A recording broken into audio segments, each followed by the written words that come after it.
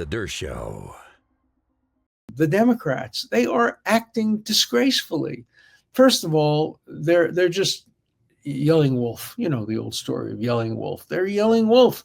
They're screaming and yelling that there's a constitutional crisis. There's a constitutional crisis. The Constitution can't deal with Trump. The country may be over. We're hearing this from, distinguished Senator Wyden. We're hearing it from members of Congress. We're hearing it from Democrats all over the place, from Chuck Schumer and others. Let me be very clear as a historian of the Constitution.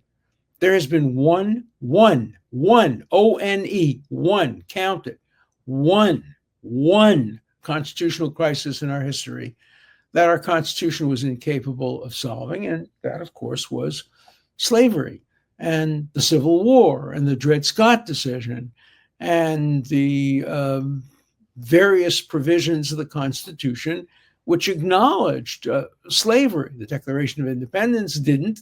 It talked about all men being created equal, and it originally had in it a provision condemning King George for allowing slavery and importing slaves into the United States. But we couldn't deal with that within the Constitution. That was a crisis. The Supreme Court rendered a terrible decision, Dred Scott, which basically declared that anybody who's African American, even a freed slave, can't be a citizen of the United States. And that couldn't be resolved. It could be resolved by constitutional amendment, but at the time, there wasn't enough votes for a constitutional amendment. They were abolitionists and they were segregationists or slave state people.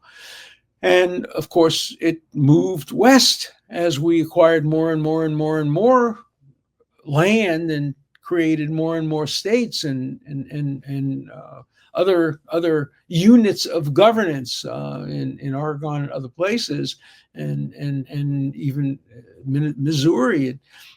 There had to be decisions about whether they'd be slave or free.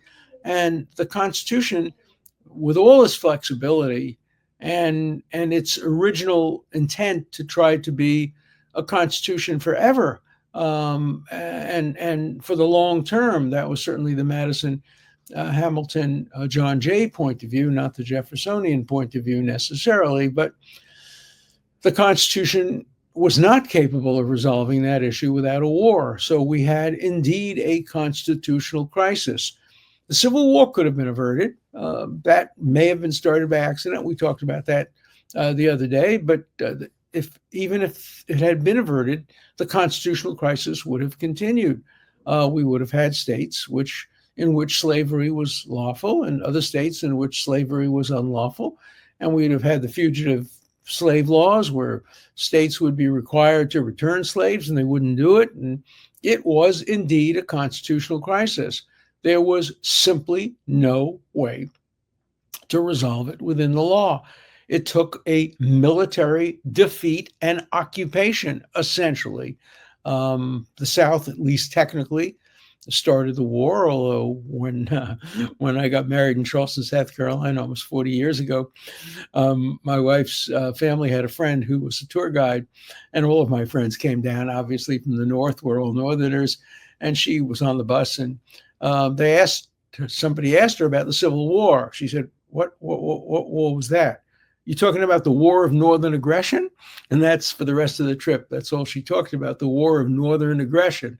And that's the way the South saw the Civil War, even though the first shots were fired on Fort Sumter, a United States government fort by Southerners.